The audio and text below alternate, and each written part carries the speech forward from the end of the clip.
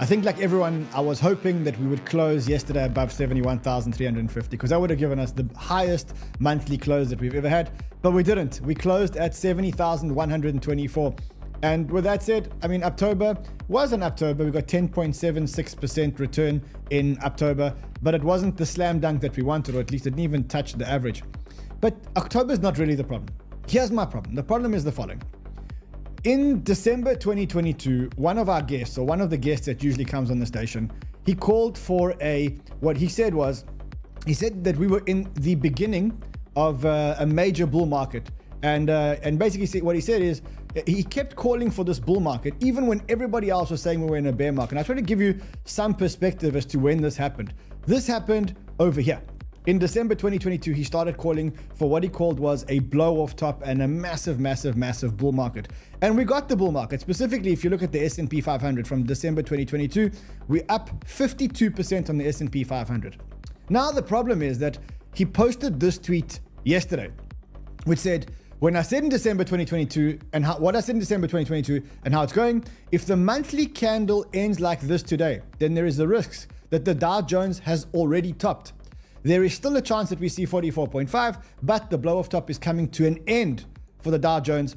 And then what he says is there's going to be a 60% crash. I'll blow this image up for you so that you guys can see it. Then there's going to be a 60% crash. Now, I was going to do the normal Friday banter, but when I saw this tweet, I basically said, okay, wait, let's pause the Friday banter. Let's get Hendrik on here and let's find out what he means when he says that we may be getting a 60.65% crash. And what he says, there's a monthly he's talking about the monthly candle that ends like that. Let's see if the monthly candle actually did end like that and whether we are in the risk zone.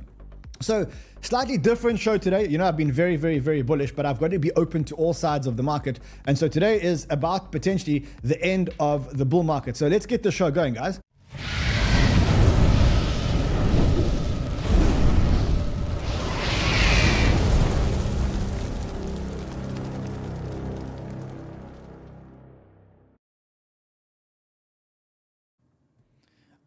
I know you're all impressed that we're starting on time, and that's just how it's going to be from now on. So we're going to start on time regardless of how many people are here.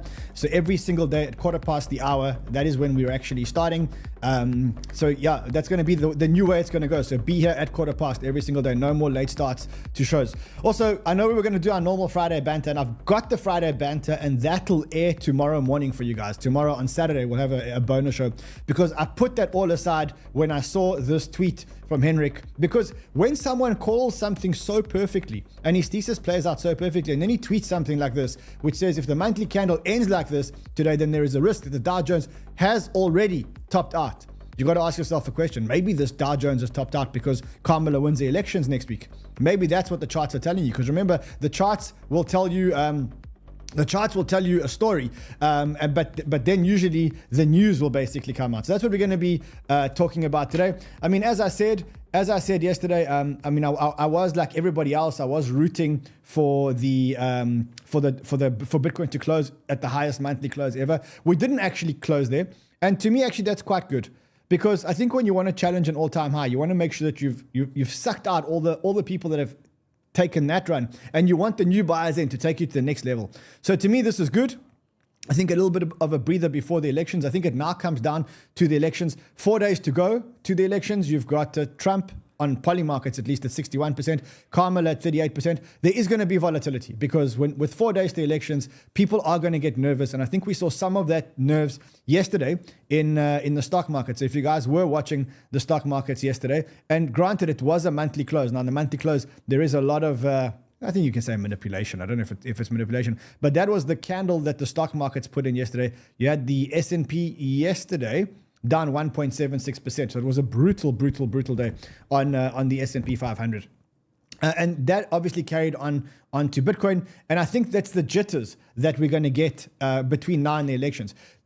I wouldn't be long. I wouldn't be leveraged between now and the election, because whether you're long or short, if you're leveraged, you're probably going to get crashed out of the market. You're probably going to get liquidated out of the market. I would be staying away from leverage. I know for sure that you are going to get volatility. Anyway, let's talk about this today. I know a lot of you are a little bit upset about the thumbnail, and you're upset about, how can Rand be bearish on us? Rand's not bearish. Rand's super bullish, but I have to bring you this from Hendrik. just before we do, I know you're probably going to also say, why is he trying to sell me another VPN? I'm not going to try to sell you a VPN. I'm over those days. I'm just going to share a story, a real story that happened to a really, really, really good friend of mine. It happened this morning. If you watch this and if you see this and you still don't land up with a VPN, that's on you. But I just want to show you a real story of something that really, really happened to a friend of mine this morning. So some context. This is a friend of mine who I've been friends with for many years.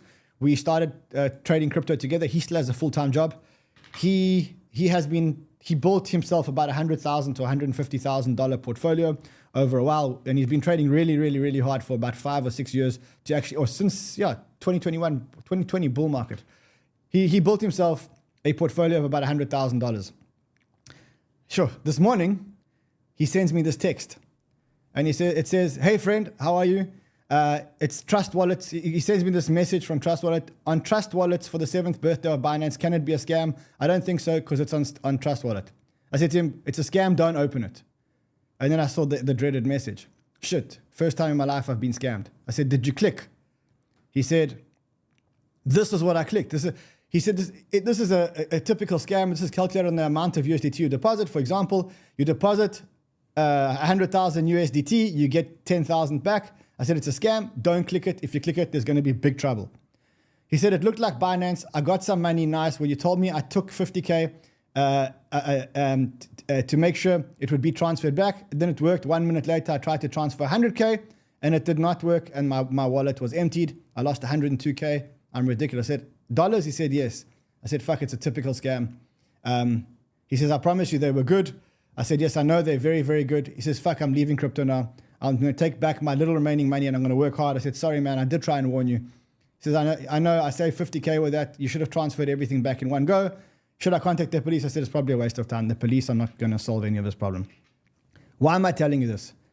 Because probably the reason that he got caught out here is because somebody got his information on the dark web and knew that he was a Trust Wallet client, and they managed to track him down and they drained his entire crypto wallet. Now, the truth is that if he had Nord threat protection, then there is a massive chance that as soon as he got on that website, the threat protection icon would have come up and would have said, "Don't click this thing, this is a scam site." If he had a Nord VPN and he was masking his IP address, potentially even with a double VPN, maybe they would never ever have got to him. Now, I just want to show you like how crazy this is. For $3, he could have saved himself $100,000, and you've just seen it. For $3 a month, he could have saved himself $100,000. Get a VPN and get yourself threat protection. Just look at this. If he would have just had threat protection, he would have paid $4 a month, and he probably would have saved himself 100 grand, probably. Now he's out of crypto. He's basically taken whatever's left. He's out of crypto. I mean, guys, you decide what you want to do. I'm not gonna tell you what to do. I've told you 1,000,001 times. If you do want to get a VPN, there is a link below. Get the VPN, get the threat protection, and don't get your money stolen. This is a real story. This is a real friend, guys. This is a real friend. Anyway, let's get into the alpha of the show today, because I think that's what you guys all came for. And for that, I'm going to bring Hendrik on. Hendrik, nice to see you again, my friend. I think you've been a friend of the show, and you've been on the show since December 2022 when you had when you called for the blow off top. At the time, I remember everyone was laughing at you. It was the midst of a bear market. The markets were moving down. You were over here. You called this up market. I think since then, we have ourselves a 50% up market on the S&P. I think if we go to December 2022 on Bitcoin, I think it's even better. But let's quickly have a look at that. It was you actually called us exactly at the bottom. We've had a 400% run in Bitcoin, but that was then. Now we fast forward a little bit, and you have now told us that at the time you said we are at the beginning of a major bull market, and now you're saying, well, maybe the Dow has actually topped, and if it has topped, then potentially we're going to see a 60.65% crash. That sounds crazy. Walk me through the thinking, sir. Thank you for having me on again. So first of all, we're right in the midst of the largest bubble we have ever seen. That's one thing. Second thing is that if you study business cycles and you do it the way I do it, you'll see when you actually have an economy that is rolling over and when it doesn't roll over. It did not roll over in 2022 when everybody thought it did. but it's rolling over now, and there are clear signals and signs for that. And what you all normally see into that is that you see a very, very, euphoric kind of development in a lot of things. I'm not calling, let me just put this up right here in the front, for a top in Bitcoin at this point. I'm not calling for a top in NASDAQ. I'm not calling for an S&P top. But what I am calling for is that potentially we're now seeing with the Dow here actually making a reversal candle on the monthly, what would be either this month or this month we're in now, November, could be the top of the market. That doesn't mean that we move another 10% higher on the Dow. That means that we are very close to it. Again, I'm having a little caveat that's saying we may have seen the top.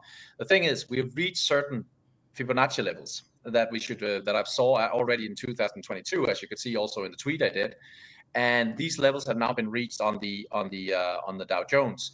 And I'm not stopping like that. It's not like I'm just staying to that, but it's that we actually see now we also have a full cycle in terms of the full count on the Elliott wave, and we have this now also. If you look at the S&P and the NASDAQ also and other places, we start to see what is called divergences on the weekly basis, and that is not what you want to see. You don't want to see that even when the market moves up, and it's done that even since earlier this year, that when the market moves up, that the momentum comes out of it.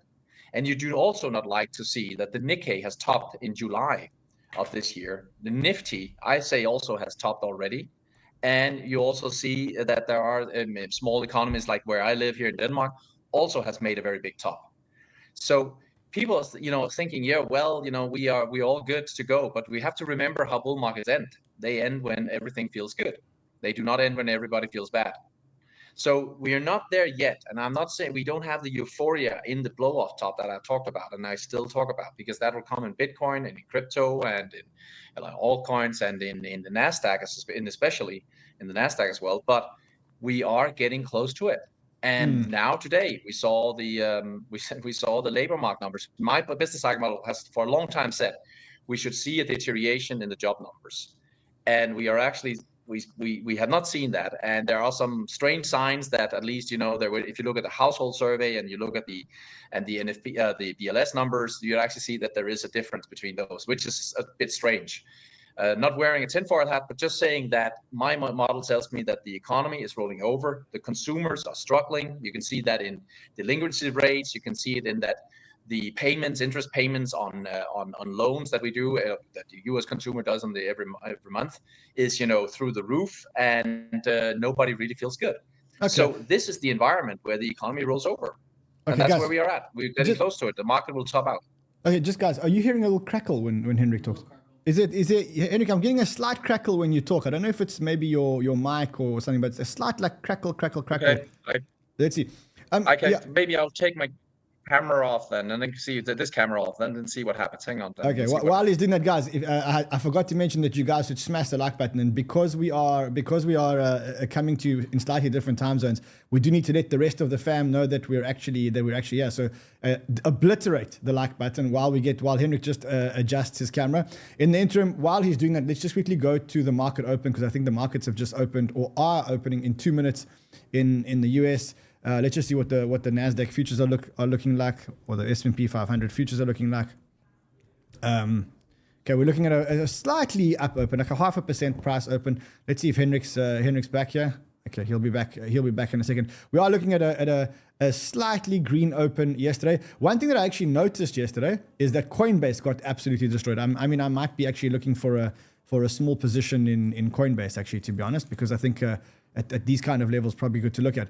All right, Hendrik, so you're back now. How do you reconcile this with the elections happening right now and the Fed rate cutting cycles? I mean, we know the Fed's entered into a rate cutting cycle. They got off the blocks with a 50 basis point rate cut, which was a little bit of a surprise to some people. There's a FOMC on the 7th of November, which is just after elections. What do you think's going on behind the scenes? I mean, Jerome Powell, do you think he's looking at this and going, okay, the economy's slowing down much faster than I thought. Maybe I should use some of my ammo. Maybe I should reduce the interest rates much, much, much quicker. Did he start too late? Walk me through the rate cut cycle here. Well, I think I said that also very early on in your show. We talked about the rate cuts, and I said, well, they should stop now at that point. I mean, that was 8 months ago, and they should have. The problem is that they have been way too hawkish for way too long. Is the sound better now? Yes, it is. Perfect. Okay, good. So the problem is that the Fed has been way too hawkish for way too long, and that what they've done is that they have killed the business cycle in a major way.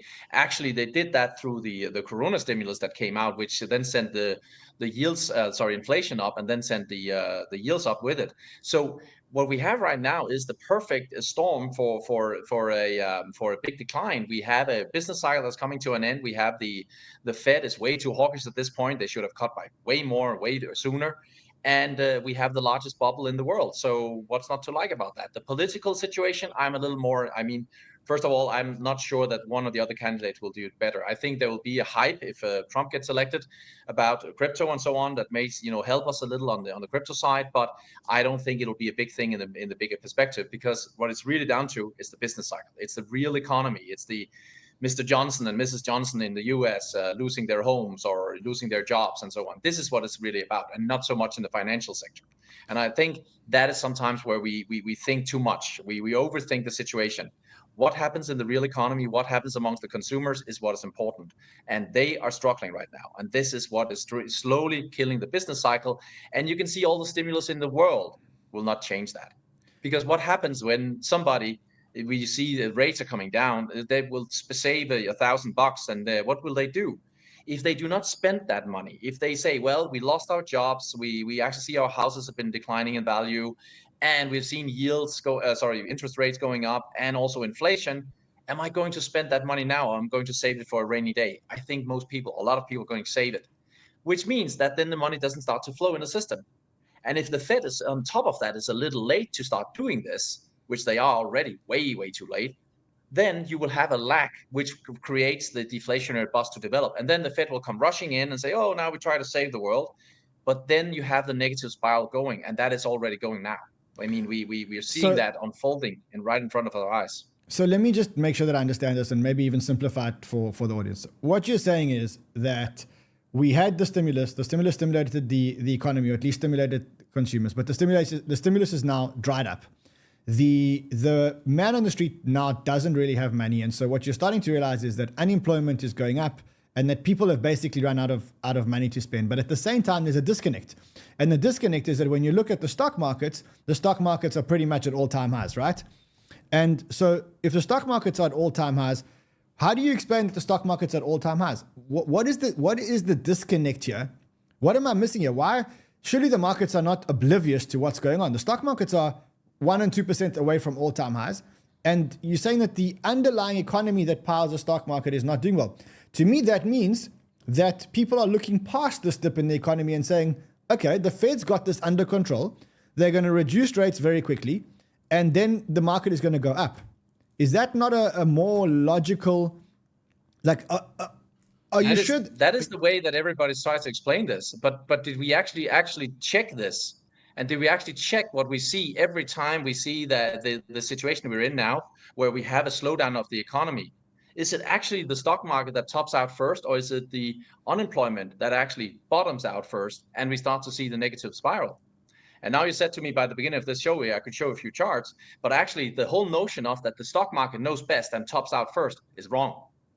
And that is actually something that I think is interesting. That is, it's a kind of a dogma that has been played out for many years. But if I just show you a little chart here, then we can take a look at what happened into the financial crisis. Share your screen, sir. I'm ready to see as many charts as you got. Yes.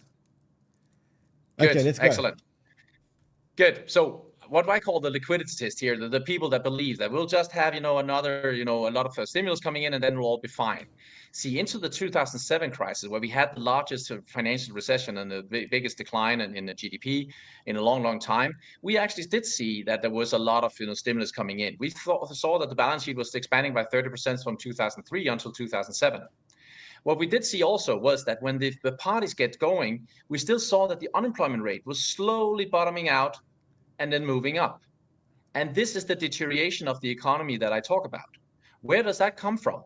It comes because the interest rates are too high, which means that the personal interest payments on debt is higher and higher and higher, which means that the ordinary people are not stop spending money, but they cut off luxury goods, and then they cut off more, other necessities at a later stage.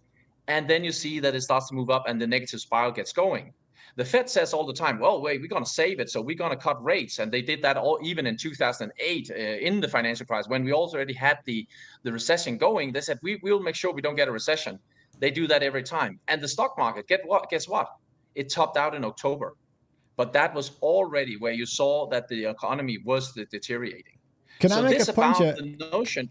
Can I make a point specifically around this cycle? Because this was the 2008 cycle. But can I make a point that in this cycle, there was something structurally broken in the economy, which the Treasury and the Fed couldn't fix. And that was that the housing market was completely broken. And what happened is that they let the housing market actually collapse. What it seems like is that they since learned... What has happened this time then? So now you have the NHB housing market index here. Okay. And what you see every time that when the rates goes up, the housing market takes a hit, and then you see unemployment rise. This is an inverted curve, so it rises here. Okay. Then and some time passes by, because that's the deterioration of the economy as it slowly moves into the rest of the economy. You saw it through the financial crisis here. We saw, and then some time elapsed, and we saw the bottom in the unemployment rate, and it started to move up, and then it moved up fast. Now tell me what you see here. Okay, that is the NHAP. That's the same thing you're looking at. Yes, so that's. And if we look at this about so we're looking at the same thing.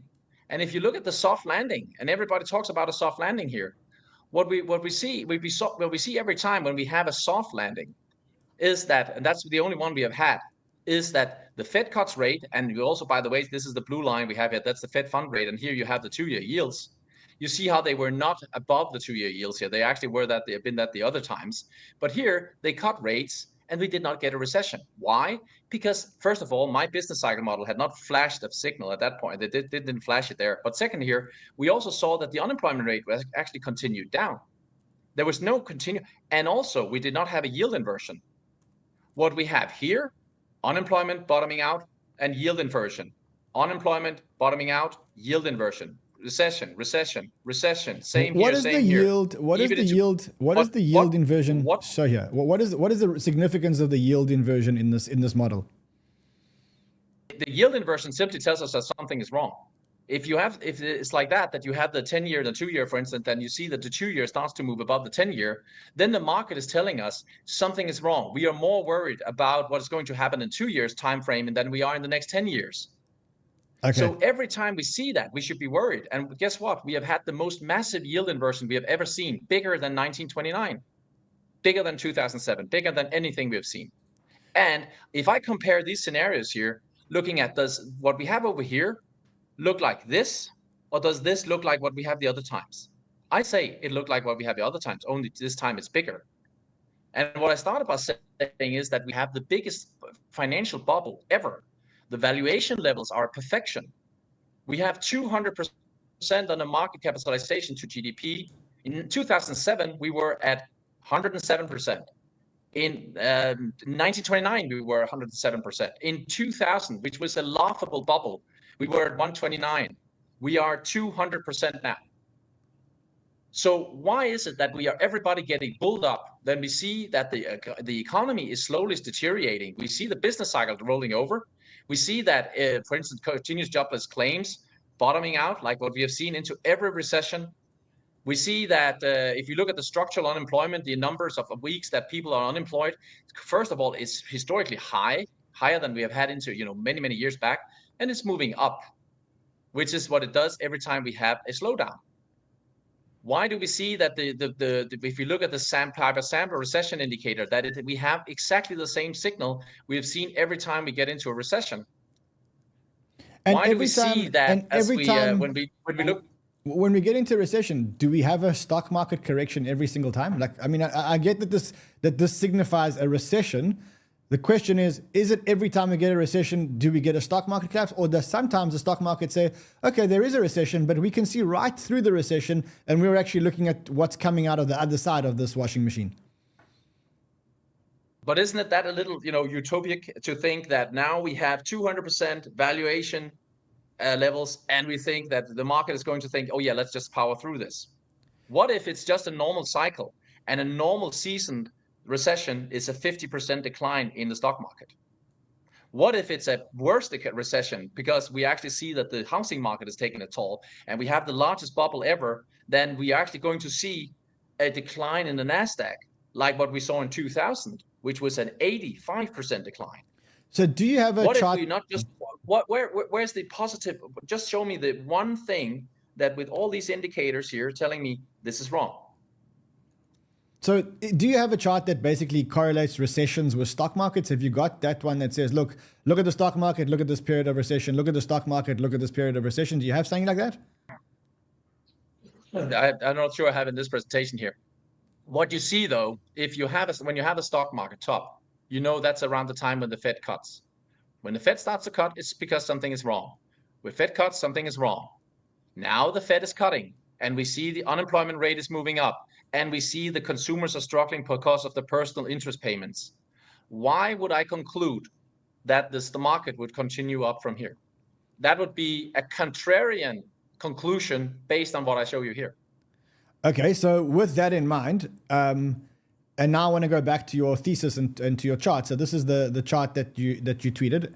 What you said yesterday, you said if the monthly candle ends like this today, then there is a risk that Dow Jones has already topped out already. Now, question: what were you looking at on the monthly candle that said ends like this? Were you looking to see if it would break through the range? What were you looking at on the monthly to make you feel that it needed? You said it ends like this. It's like this.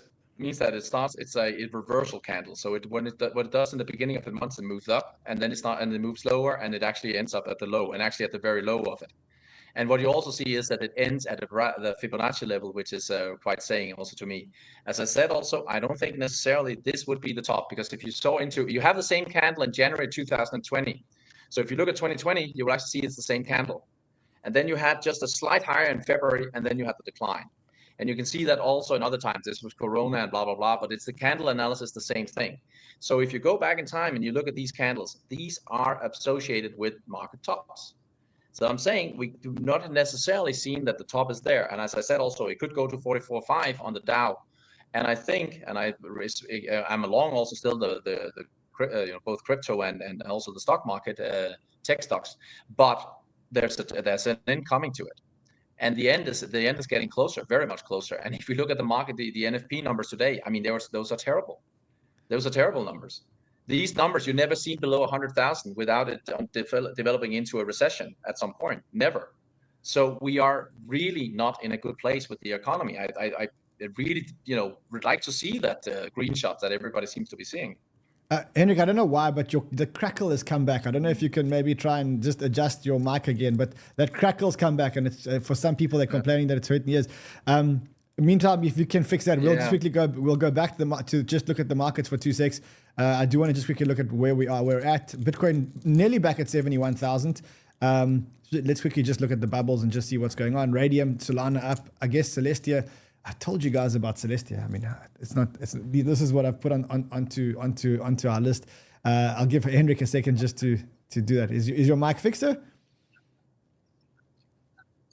I'm not sure, man. It's still crackling. Yes. Yeah, I'm not sure what's going wrong here. Right. But I don't have a mic in that, so I'm not sure what's going on. Now it feels okay. Sounds better from my side. Yeah, now it feels okay.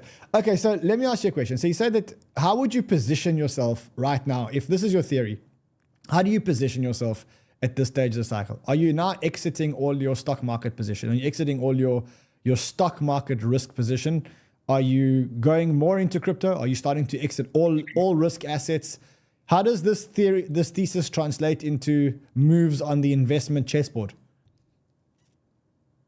So I have, I'm still long crypto. I'm still long Bitcoin. I have a target of Bitcoin of 115,000 to 123,000. It's been standing for quite some time. I say it's going to develop very, very strong, very, very fast, and it's going to happen soon. And I think you may be liking what we see into the next few days here, because I think we're going to see an all-time high, and I think it's going to blow right past it. But I think people will be starting to expect much more of it. And I think it's going to come to an end, and a very painful end. So I'm not exiting any crypto investment right now, but I'm very aware, and also aware what the dollar is doing. I think the dollar is going to decline now. But when the dollar bottoms out at much lower levels than we are at here, 95 to 97 is what I see on the Dixie, then I think you're going to see the deflationary bust of a lifetime. And that's meaning that a lot of positions that are crypto, that is stocks of all sorts, are going to get, really hammered at this point. And we are talking about something that is less than 6 months away.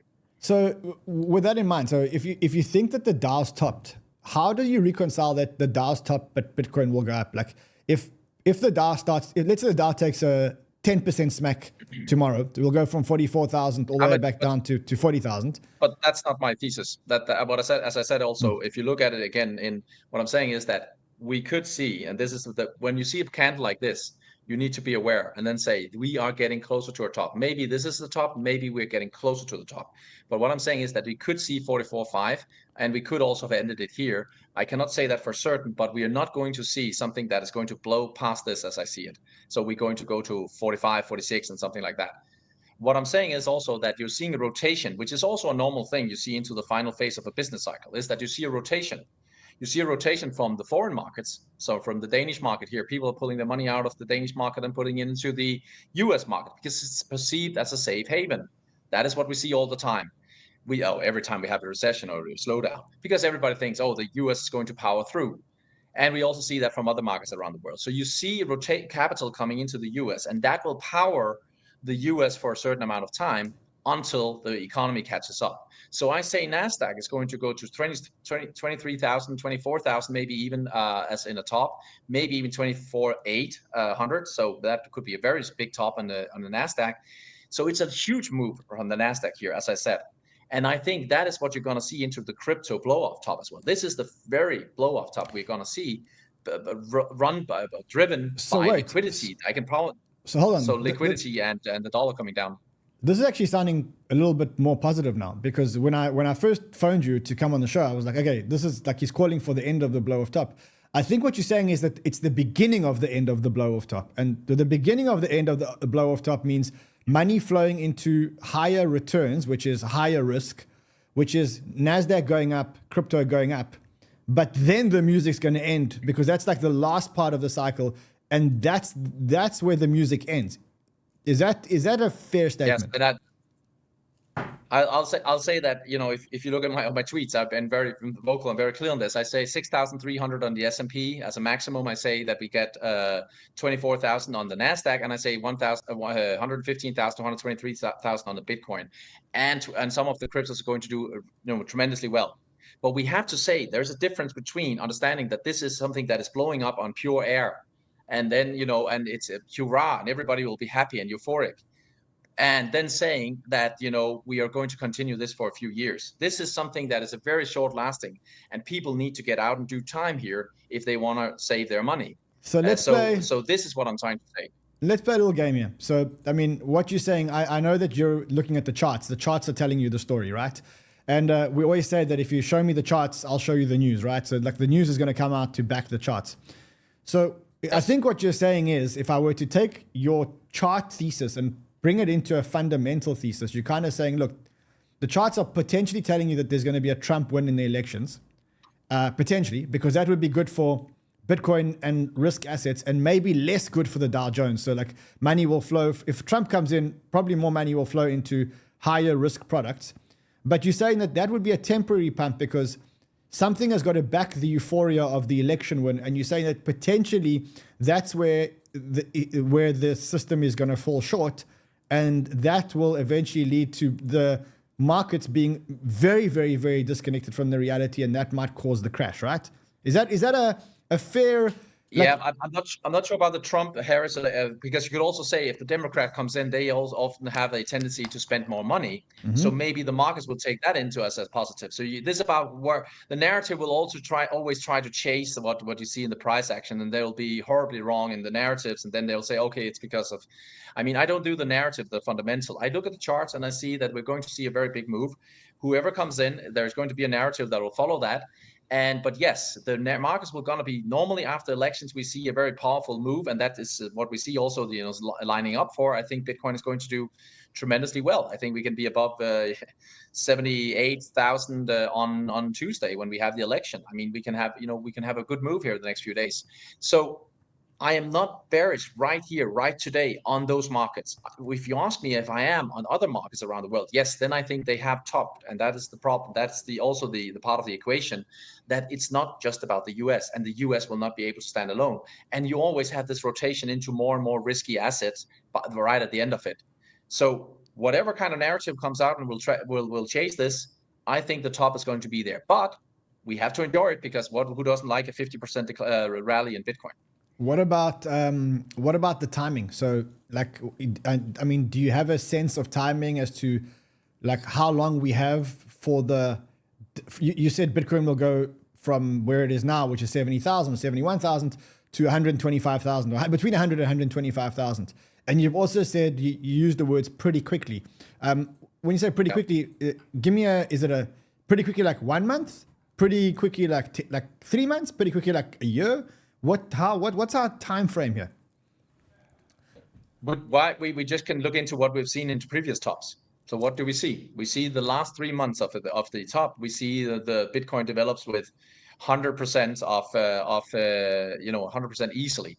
So I think in the last 5 weeks of the 2017 tops, you actually saw 240%.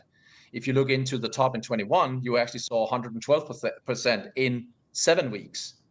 So would I be crazy to say that in 5 to 6 weeks we could see that Bitcoin is at 112,000? That's probably be my guess. Okay, into December.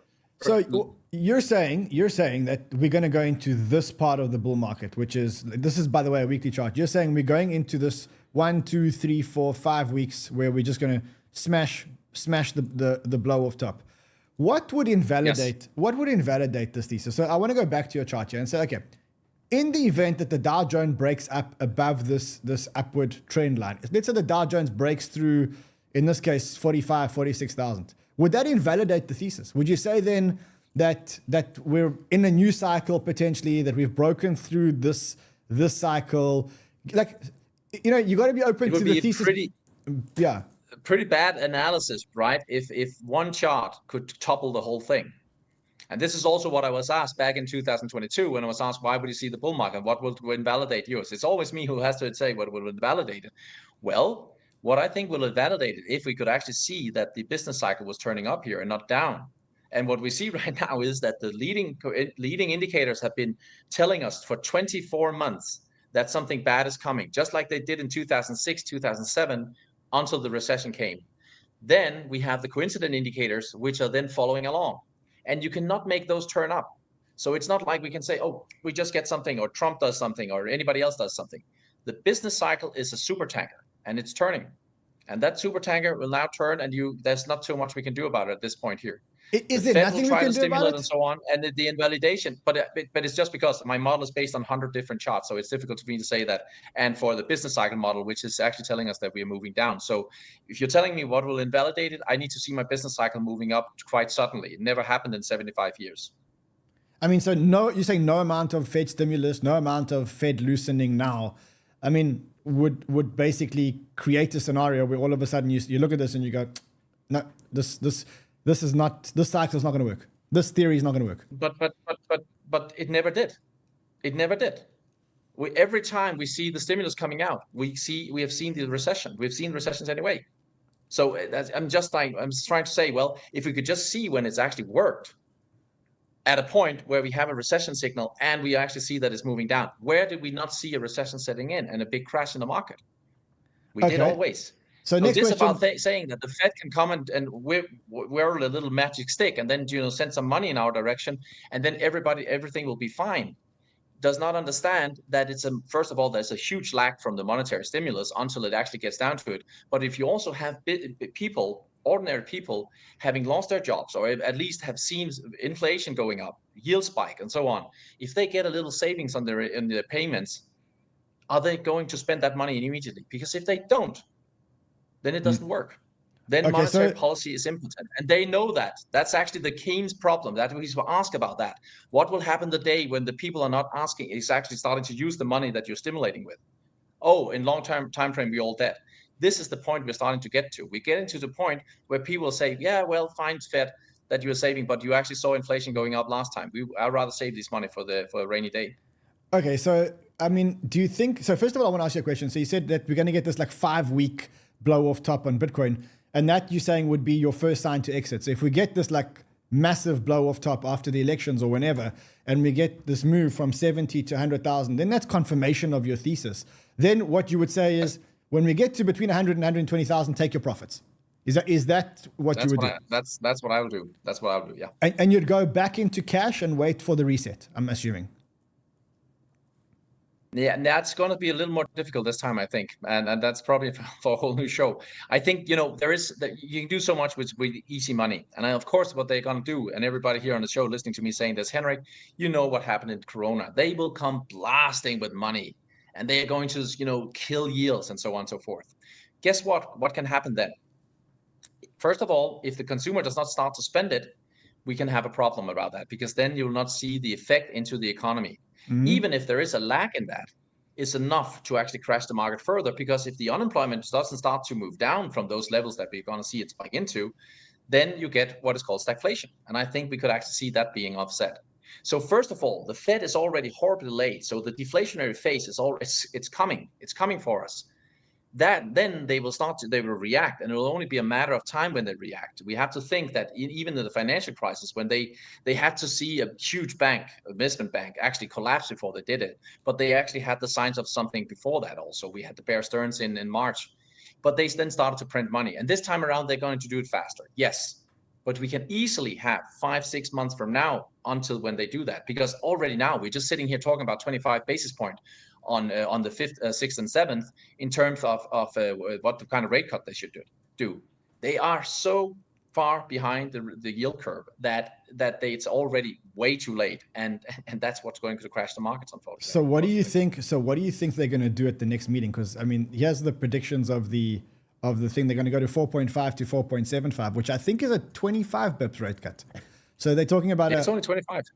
So you think that the Fed is going to deliver 25? Yes, I think they're going to deliver 25, but it's again way too late. And do you think that if they delivered another 50 and then like maybe even another 25 before the end of the year, you're still saying, sorry guys, even if you reduce by 200 basis points, you've missed the boat here? But first of all, let's look at what is realistic, and what they will do is that they can do 50 again, but they also did that back in 2007 and 2008. And they tried to cut it as fast as they could without looking panicky. Because of course, if they cut it to zero tomorrow, it will be another kind of matter. Then people will probably say, okay, they do not have their shit in order. They do not know what they're doing. So they cannot do like that. We cannot do like these crazy things. So, but the problem is that they've started out so late that it becomes panicky what they got to do. And yes, they are way behind still, even though we've seen the 2-year yields coming up somewhat here now. I still say that they are way behind that curve, because if you look at the consumers, they are struggling. And that's why we have also now that the unemployment rate is starting not the unemployment rate didn't move up today. The participation rate did fall a little, but we saw that the NFP numbers coming out at 12,000. It's a horrible number, low number. So worse than NFP in years, I think. I mean, the year? I'm saying the worst non-farm payrolls that we've had in a long time. Yeah, it is. Absolutely, it is. And when we get below 100,000, it's always, because we have direction towards a recession, always been that like that. And if you look at the revisions you had from the early months, you also lost jobs there again. And if you go one level deeper than that, and you look at the household survey compared to what we see at the BLS, there's a 1 million job difference, or 900,000 difference in how many jobs has been created. So the people actually accepting the jobs and the jobs that they say they have created, there's a difference of 900,000. So the economy is not so strong that everybody trying to say it's actually not good. And that's why I'm saying it's we can talk so much about how we want crypto to move and liquidity and all that. It's down to the real economy, labor market, and the housing market. This is the real economy and the consumer in that. I'm going to take your advice here. And I'm going to say that I'm going to believe you that the thesis is right when Bitcoin starts going for those rampant 5-week candles, which I hope we're going to get. Tell me quickly, once I take my profits, what should I put my profits into? Must I put my profits into cash and start earning treasury yields? Must I put my profits into gold? Where should I put my profits? Because I'd feel very uncomfortable taking profits on the Bitcoin at 120,000 and then not actually having any way to put the money. So where would you put the money whilst this collapse is all going on? first of all, sometimes, and I'm not advising you to do that necessarily, but sometimes a 0% per year is good. If the market drops by 50, that's good to have 0. But what I want to say is it's also depending on your timeline. And again, if you have 5 years timeline, it's one thing. If you have 1 year or 6 months, it's another thing. But I think the whipsaw that we're going to see in first a deflationary, first a blow off top, like, crazy, and everybody will be brought in on that side. Then if you see the decline, the deflationary collapse that we're going to see, then you do not want to be in equities. You do not want to be in crypto. You do not want to be in Bitcoin. There you can probably be in treasuries at that point. But if the Fed then moves in and do this extreme stimulus that I expect they do, then at some point you do not want to be in treasuries either. So I cannot tell you right here, right now, what you want to go. This is the whipsaw we are seeing at the very end of these things. We have moved, and this is actually quite interesting. If you look at the very long perspective, and you look at the momentum of the bond market, we have moved into what is an inflationary period now, inflationary regime. This is why you see Druckenmiller and Paul Tudor Jones and others going out and saying, oh, we're going to short the bond market right now. Why am I saying all this? Because this is going to influence everything we see. Everything we have in terms of knowledge of how the market works for the last 40 years is going to change now. Because now we'll have a regime where inflation will be moving up. Not straight from here, and I say inflation is going down. I actually call for deflation, but it's going to come up into the late part of this year. Okay, so I mean, look, I must say it's been an eye-opening discussion. I won't lie to you. I mean, I've certainly learned a lot. I think what I'm going to do is I'm going to track this move, and as soon as we start moving up to the blow off top, I'm going to bring you back here again, because then you can tell me how it's playing out and whether it's actually time to take the profits or whether I should carry on letting the position ride a little longer. The problem for me is every cycle I've landed up riding the cycle too late, and I just want to make sure that I don't make that mistake again. So I'm gonna definitely call you back on that. Hendrik, first of all, thank you very, very much. Second of all, guys, if you want to follow him, the links are below into his Twitter and all the other socials. All the links are below. Sending you much love, my friend. You were an emergency show for us today. When we saw the tweet, you were an emergency show, but I think it was really, really good. The comments here are absolutely, absolutely fantastic. To you guys, so first of all, I'm glad. I see you guys have really, really, really loved that. Someone says Rand looks like he's sobering up on camera. So someone says good argument. Hendrik's the real deal. He's the real deal. I hope you've enjoyed it. I loved it. We did have an amazing Friday banter for you. We spoke to Joey Krug from the Founders Fund and Joe McCann, who's an epic guy, and he's one of the big guys from Asymmetric. And so because we don't want to lose that show, I'm going to drop that show tomorrow in about 20 hours from now. And that's going to be here on the main channel. I'm going to drop that show for you guys on the main channel. That's going to be a really dirty DGen show where these VCs actually take you inside their wallets and show you what their biggest holdings are. I was like, this is like one of the craziest shows that I've ever done. The one with the VCs, because you've got a VC from Founders Fund, Peter Thiel's fund, and he's showing you the inside of his wallet pretty much. He's basically showing you his DGen picks. And I'll tell you one thing, it blew my mind to see the meme coins this guy was holding. You wouldn't believe it if I showed you. You wouldn't believe it. But that is for tomorrow. I will see you guys again tomorrow. Please remember, guys, don't be, Josh, you're rushing me, bro. Don't be like my friend who got killed. Go get yourselves a NordVPN. Also remember, there are Black Friday specials now on Bitfunded. The Black Friday specials work like this. These are all the winners, by the way. These are the guys that actually got paid from Bitfunded. If you buy any 2 challenges now, you get 1 challenge for free. So you should go and do it. Go and do it as quickly as possible. There's a link below to Bitfunded. I will see you guys again tomorrow. I've loved the show today. I hope you have too. Until then, trade well, my friends.